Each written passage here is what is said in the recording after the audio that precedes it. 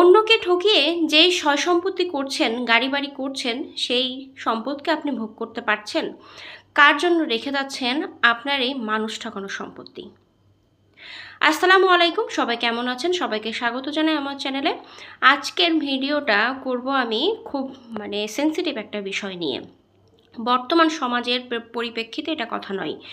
এই কথাটা বা এই সমস্যাটা অনেক আগে থেকে প্রচলন আমাদের সমাজের মধ্যে, পরিবারের মধ্যে। সেটা হচ্ছে একজন আরেকজনকে ঠকিয়ে সম্পত্তি করা, তাই না? কারণ আমরা বর্তমানে দেখে আসছি কারো সম্পদ আকাশচূড়া, আর কেউ কুঁড়ে ঘরেও জায়গা পাচ্ছে না। এই যে মানুষের সম্পদ বা সয় সম্পত্তি আমরা মেরে নিজেদের করছি বা নিজের সয় সম্পত্তি বাড়াচ্ছি, একবারও কি মনে হয় যে এই সয় সম্পত্তি আমি ভোগ করে যেতে পারবো কিনা? মানুষের জীবনের তো কোনো গ্যারান্টি নেই, যখন তখন আমরা মারা যেতে পারি। তার মানে এটা নয় যে আমরা বসে থাকবো, বসেও থাকবো না, আমরা কর্ম করব, আমাদের জীবনটাকে ভালো করার চেষ্টা করব। কিন্তু তার মানে কি মানুষকে ঠকিয়ে? কেন অন্য একটা মানুষকে কেন আমি ঠকিয়ে নিজেকে সফলতার দিকে নিয়ে যাব? বা আমি আপাত দৃষ্টিতে যেটা সফলতা মনে করছি সেটা তো আসলে পাপ, তাই না? আমি অন্য একটা মানুষের সম্পদ ঠকাচ্ছি, তার হক মেরে খাচ্ছি। এই যে একটা বিষয় আমাদের ভেতরে, যেভাবে হোক সয় সম্পত্তি করতে হবে, যেভাবে হোক গাড়ি বাড়ি করতে হবে। কিন্তু আমার প্রশ্ন হলো, এই সয় সম্পত্তি কি আপনি ভোগ করতে পারছেন? বা এই সয় সম্পত্তি কি আদৌ আপনার কোনো কাজে আসছে? আপনি মৃত্যুর পরে যে হিসাবটা আপনাকে দিতে হবে, সেটা কিন্তু আপনাকেই দিতে হবে। আপনি যে সয় সম্পত্তি আপনার সন্তানের জন্য রেখে যাচ্ছেন, তারা কিন্তু আপনার হিসাব দিয়ে দেবে না। আর পৃথিবীতে কোনো কিছুই আসলে আমরা মনে করি যে কোনো একটা ঘটনায় যে ঘটলো, এটা থেকে মনে হয় আমি ছাড় পেয়ে গেলাম, তাই না? বা অন্য একটা মানুষকে আমি ঠকালাম, আমি মনে হয় মুক্তি পেয়ে গেলাম। আসলে না, এইটা যে মৃত্যুর পরেই শুধু আমরা শাস্তি পাবো সেটা না, পৃথিবীতেও অনেকভাবে আমরা শাস্তি পেয়ে থাকি।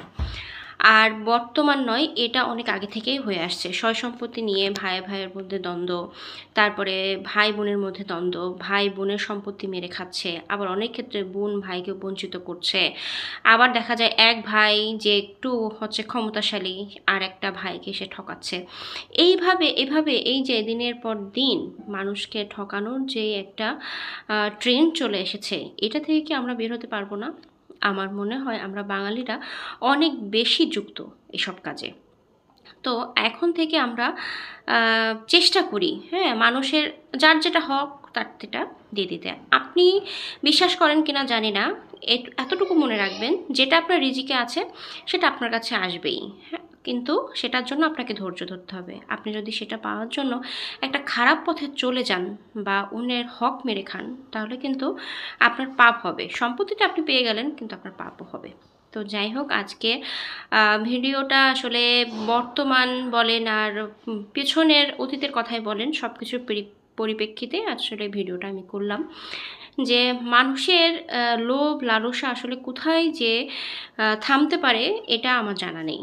তবে আমি বলবো যে লোভ করে, লালসা করে মানুষকে ঠকিয়ে আসলে নিজে শান্তি পাওয়া যায় না। আজকের ভিডিওটা এই পর্যন্তই। সবাই ভালো থাকবেন। আল্লাহ হাফেজ।